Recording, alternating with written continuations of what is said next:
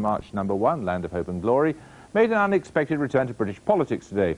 You normally hear it at Conservative gatherings, but tonight it was the theme tune for Labour's latest election broadcast. Labour have been boasting that they'll fight a positive campaign. This turned out to be arguably one of the most negative advertisements in recent years. This was how it began.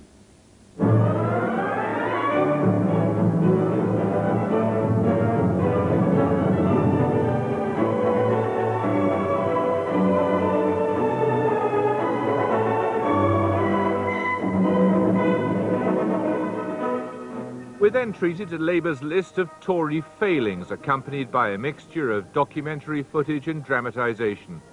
Patients in hospital corridors, failing schools and criminals in action, intercut with senior Conservatives.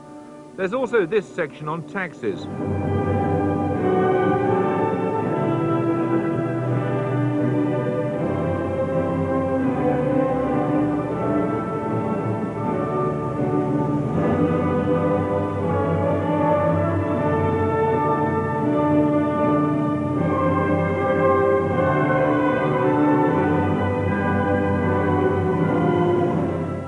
In over 4 minutes of the broadcast, there's not a single mention of any Labour policy.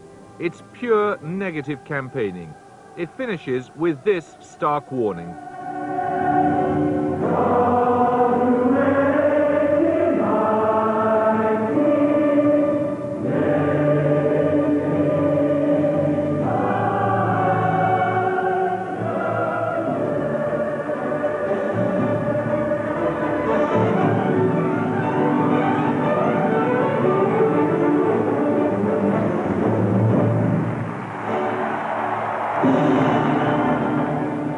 Well, we're joined by our two regular veterans, Harvey Thomas and John Underwood, and Mark Mardell. You proud of this, John Underwood? I'd have been extremely happy to have made this, actually. I mean, when you were saying earlier on, this is negative campaigning, Jeremy, and you described it as, I think, the worst negative campaigning in political history, I think that's ludicrously over the top, with enormous due respect. Okay. I mean, you know... But you don't deny it's negative? No, I genuinely do not believe this is what we in this country call negative campaigning. The only There wasn't a single word about a Labour policy in it. The only personalised attack in this campaign was the final reference to John Major. I didn't use Major. the word personal. I said negative. But that's what we mean by negative campaigning in this country. Oh, words are whatever you choose to... No. But, I mean, come on. I mean, look, this is exposing the opposition's record. Now, just tell me how it squares with this. This is Peter Mandelson in The Guardian, 14th of April, a week ago. The public is crying out for politicians who will concentrate on their concerns rather than slagging off their opponents. And so he goes on, and so he goes on in sanctimonious vein. Well, Jeremy, you certainly would never expect me to support Peter Mandelson. I know that for a fact. but the simple reality is that in basic, fundamental political campaigning terms, this was all about exposing another political party's record. And it seems to me that if you can't do that in British political communication, then what can you do?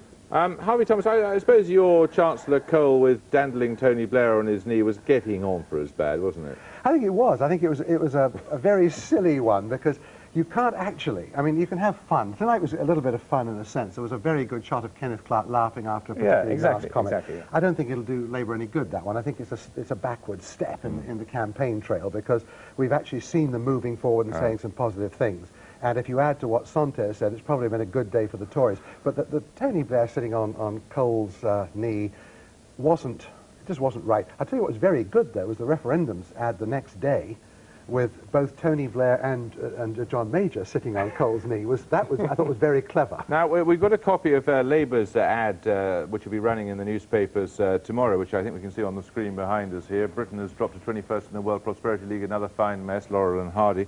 Now, what do you think of that, Harvey Thomas? I don't think it's credible. That's the trouble. In other words, you've got to have instinct of credibility when it hits you. I mean, if you hit the Tories with certain things, you can feel, ooch, you know, you can feel that hitting. I don't think that's going to... Somehow it doesn't set the nerves off. It doesn't make you feel, ooh, that hurts.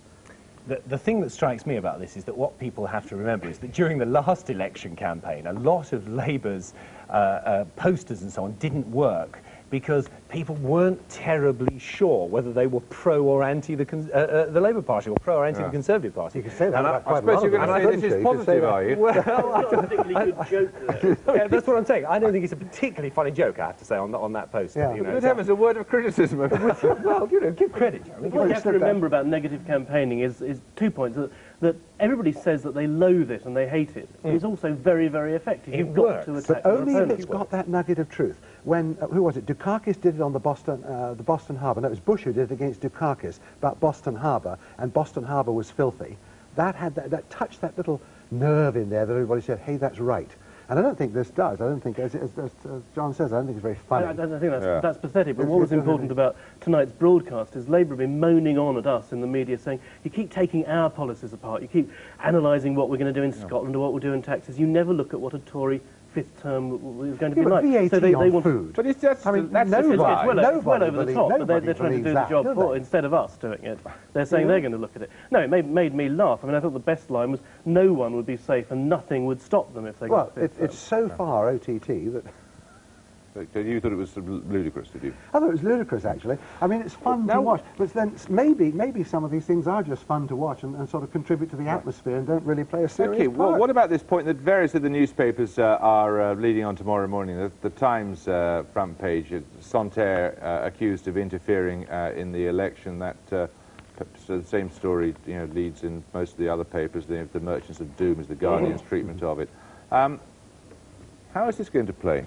Well, Jack Straw made the point earlier that Santerre was John Major's appointee.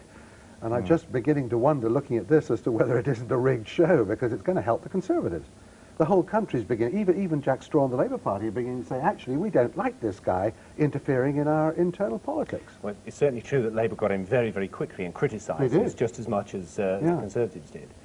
So I think there's some truth in that. I think Labour has to, in a sense, sort of insulate themselves from this. And I have to say, I do not think if Jack Santerre wanted to attack Eurosceptics, then this was not the most inspired of ways in which to do it, frankly.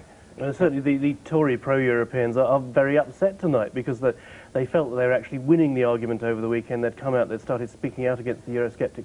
They can't really defend this, they feel. Yeah, but so they've got to go back into That's their the whole holes trouble. again. They're trying to win the argument, and if they were trying to win the people, they do an awful lot better. And actually, the mood of the country is undoubtedly, we've gone far enough, if you Well, take the maths I of don't it. understand this. Whenever I talk to psephologists, I talk to Tony King today and Peter Kellner, they all say Europe doesn't really matter. I mean, it's not the mood that MPs are getting on the would-be MPs are getting on the doorstep. It's not the mood that I get from people, but that all the pollsters say Europe doesn't really matter. I think part of the issue here is that Europe is being given a salience by the politicians above the level of salience that it would have if it was left to the voters. And I think one has to be frank and say that, you know, the polls are very, very clear that Euroscepticism is, on balance, a popular position to be taking at the present time. And what's more, it's a very popular position within the mainstream grassroots of the Tory party, which means if you've got a whole lot of people who've drifted and are now floating, I think it would be quite a strong leverage to bring them back again if they see this developing. In that case, why aren't you doing better in the polls? Why aren't I doing better in the polls? Your Jeremy? party, your heroes. I don't think they're going to get back to where they need to be to win the election. I think the polls are going to come very much closer together, because when people only really begin to think seriously in this sort of last week, last 10 days, where they really have to say, what am I going to do when I walk into the polling booth? And so we'll see them get narrower. I don't think they're going to get narrow enough. Right. And one other front page in tomorrow morning's newspapers. It's in the Independent, that story that everyone in the south of England was aware of. After the IRA, Sinn Féin's London move, apparently they are thinking about, if they'd be winning seats at Westminster, they would take up their seats, something that Sinn Féin have never done since the partition of Ireland in 1922. Now, earlier in our item on Mid-Ulster, we apparently incorrectly captioned Marion Murphy as belonging to the Women's Party. She is, in fact, a candidate for the Workers' Party. Rather different. Well, that's all from Newsnight for tonight. I'll be back with more tomorrow night. Until then, from all of us on the programme, good night.